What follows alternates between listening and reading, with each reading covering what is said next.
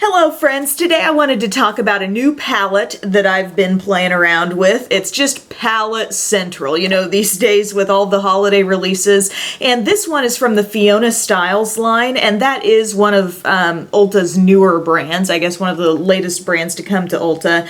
And it says mistake-free makeup. So that in itself drew me in. Eye and face contouring palette. So it really does contain a lot of things in one. It's a rather large palette here. Really pretty as far as the outer look of it. So many palettes that I hold up just end up looking filthy after a couple of uses just from fingerprints and the makeup itself, but this one's pretty nice and it's got a lot of weight to it as well. As I was holding this throughout the entire application, I was kind of using this mirror and I was like, dang, my wrist is feeling it after a little while, but it maps out everything that's in this palette on the back.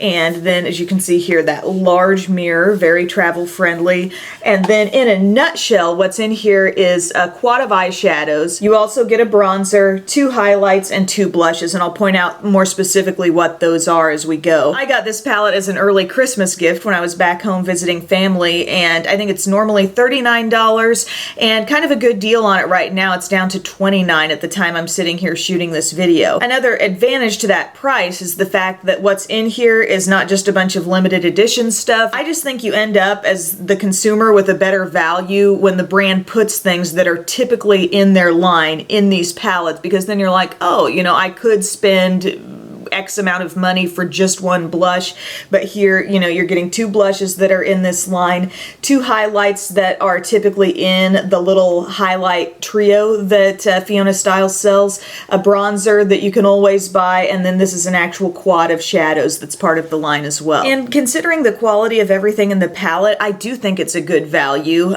This line, I think, is a little bit underrated. I mean, I don't feel like I'm hearing tons about it here on YouTube, and I do have a few other things that I've kind of used and liked from this line that I'll mention before the video's over. But certainly some nicely pigmented products that I think can definitely hang with, you know, other high-end brands that are out there. One thing that initially gets me about this palette is all of the, I don't want to say wasted space, but that's kind of what it is, you know, it's like there's this big gap there and it's a rather large palette and it's like maybe they could have scrunched in this palette somewhat and made it a little less big, or if they had all this extra space, you know, give us a few extra eyeshadows or another blush or whatever. Just a thought, because it really seems like there's a lot of bare space there. That just caught my eye from the get-go. But I'll just kind of talk about each thing and show you some demos as I applied them.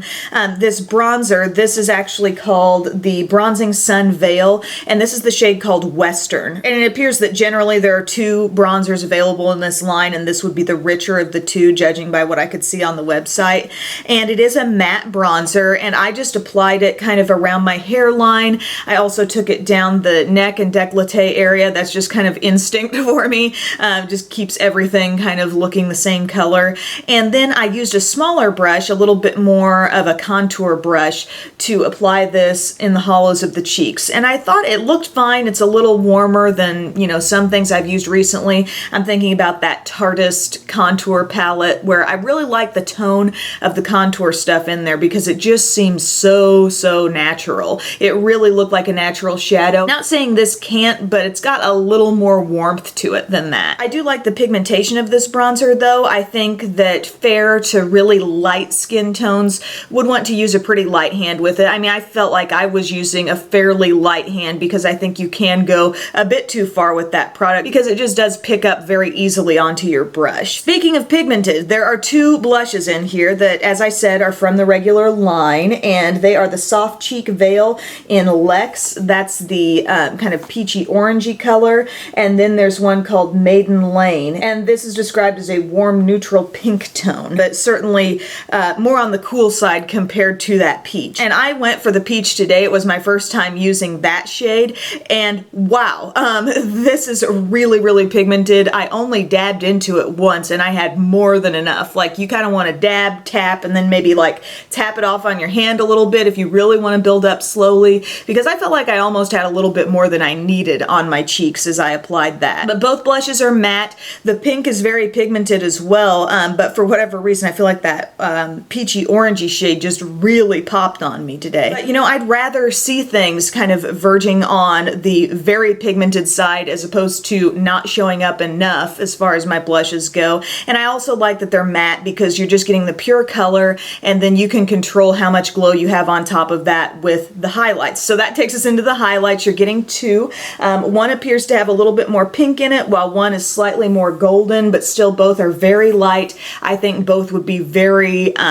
able to work on any skin tone, no matter how light you are. And it says they are universal shades from our iconic Light Illusion Prism palette. So that's a trio of highlights that's being sold from this brand. So considering that you're getting 2 out of the 3 in here, I think that product normally sells for close to $30. So you're getting 2/3 of that palette in here, which is pretty cool. But these are super subtle highlights. I was kind of surprised at just how soft they are. If you've got your eye on this palette because you think, I want the glow, you know, I want a really, really glowy look, I think you can tell by what's on my cheeks today. It's a very kind of soft focus type glow. It reminds me of just a step up from some of the Hourglass ambient lighting powders that I have, which aren't really designed to be a pinpointed highlight, you know, but sometimes they give you, certain ones give you just this very soft glow. This gives me like a little bit more glow than those. Today in my application, I used the lighter of the two first, and I just used my Up and Up highlight brush because I do like how that kind of pinpoints the product.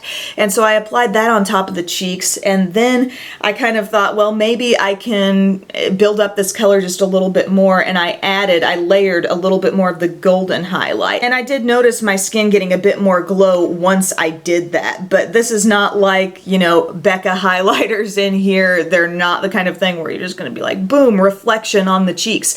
It's just a very soft glow. Honestly, you could probably just tap into one of these and apply it very lightly all over the skin and it wouldn't be too much. So if you like your subtle highlights, I think you're in business with this palette. And then let's talk about the eyeshadows here. You're getting 4, and this is the same shadow that's in the Artist Eyeshadow Quad in the shade Canyon. It says a range of flawless metallic bronze tones. And I will say, nothing in here really feels like a true highlight to me, just FYI. It's fine because you've got literally 2 highlights right over here, but in terms of something really light that's going to sort of pop out on your lid, I feel like the lightest color in this quad, it's kind of golden, but it's sort of a deep gold, so keep that in mind. On darker skin tones, that may pop a bit more. On skin tones like mine, as you'll see in the application, you know, it's just got a little more depth to it than you might expect for being the lightest shade in a quad.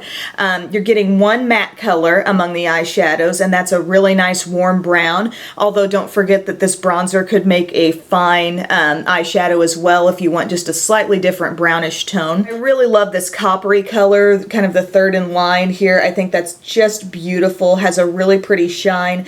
And then you have this metallic bronzy brown at the bottom. So 3 of the 4 shades do have shimmer. It's quite a bit of shimmer. So, you know, that's something to keep in mind if you generally try to steer clear of shimmery eyeshadows. Only one of those 4 is truly matte. That being said, I worked all 4 of those shades into my look today, and I was pretty pleased with the finished result. And I have used this a few different ways as I was traveling also. Used it in a more simplified way, like just with a couple of the colors. And I thought, oh, that's a really cool look. I have always liked the warm bronzy colors with my eye color. I feel like those tones look really pretty on brown eyes. They also have a tendency of making blue eyes look super intense. So it is nice to have those tones in here. They're the kinds of colors that I personally see myself getting a lot of use out of. If I were to just travel with this palette, I could get some good looks with that. And like I said, go to here for your lighter shades. But just to walk you through real quickly a tutorial on this, I first applied the matte brown eyeshadow in my crease with my Sigma E25 brush. It's really nicely pigmented. It applies so smoothly. I was very happy with that color. And then I patted that lightest goldeny shade right there on the lid. And as you can see, you know, it's got some brightness to it, but at the same time, it's not super duper light. And then as I work my way outward on my lid, I just deepened things up as I went. So I took the coppery color and I dabbed that basically around the center of my lid area. And once I got that sort of blended out, I went to the darkest shade and I used that that right on my outer corner with a slightly smaller brush, Sonia Kashuk small shadow brush. And shadow-wise, I end up with this pretty kind of bronzy brown look on my eyes. And then I use the Goldeny highlight to actually highlight under the brow and also go around my inner corner. I used a brown pencil. This is the Smashbox Always Sharp Cold Liner in Sumatra. I used that both on my lower inner rim, my waterline area, and my upper lash line as well. And then I kind of smudged out some of that liner on my lower lash line, applied a little bit of the deepest bronze right on the outermost part of the eye, and then went inward with the matte brown with a softer pencil brush just to really get this bronzy smoky eye working on all parts of the eye. Next up, I just curled the lashes, applied some mascara. I popped on some Demi Wispy's false lashes because I thought that would really fit the shape of the shadow. And end result, like I said, a very workable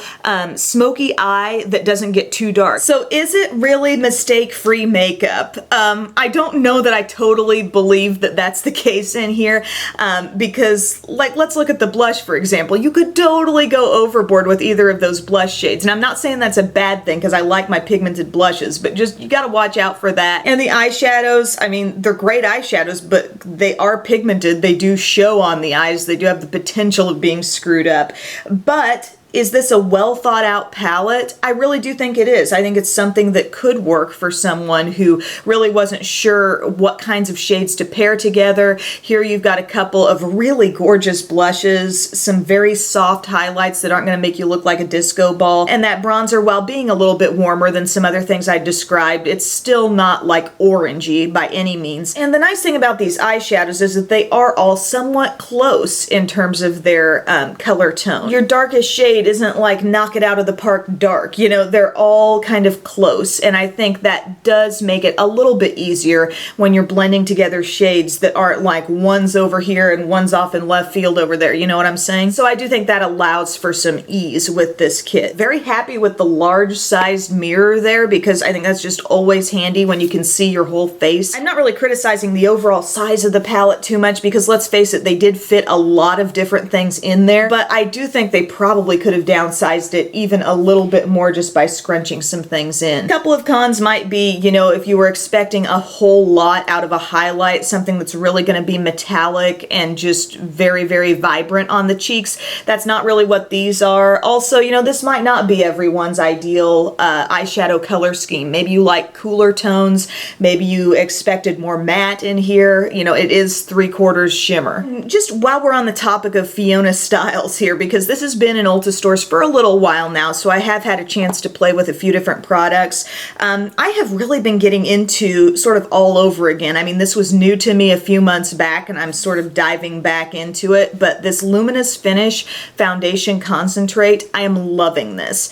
This foundation I think just really does have a beautiful finish on the skin, and the coverage is really, really unexpected, I guess, for as thin as it is, and I've just been really happy with this. I've got it in the shade 04. One of those that, even though it has luminous in the name, I don't think they took it too far at all. I've enjoyed applying that just with my classic beauty blender. Another thing that I've been using on and off, and I am wearing it today, is the Full Cover Perfect Finish Concealer in the Peach Corrector shade. And check out the caps. Isn't that cool? Like the loose powders like that too. Very, I don't know, it makes me think of sort of an architectural inspired design or something. But this is what that looks like. It really is a good peachy tone. It's not maybe quite as richly peachy pigmented, you know what I'm saying, as the Benefit Erase Paste, but this still does correct for me. It can effectively, you know, cover up some issues around the under eye and the inner corner. If you feel like Benefit Erase Paste is a little bit too emollient for you, has a little bit too much moisture going on,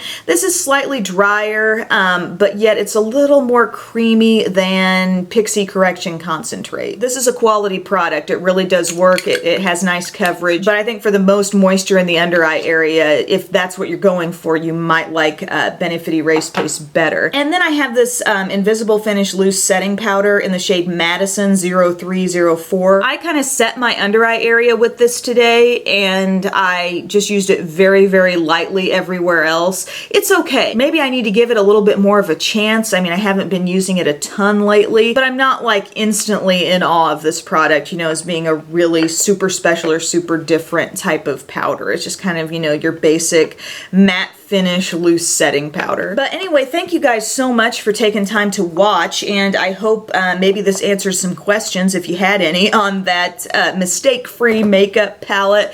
Certainly not mistake-free literally, but I do think it's a well put together palette with really nice quality products, and I think it's an awesome value. So thank you guys so much for tuning in, and I will see you soon. Bye.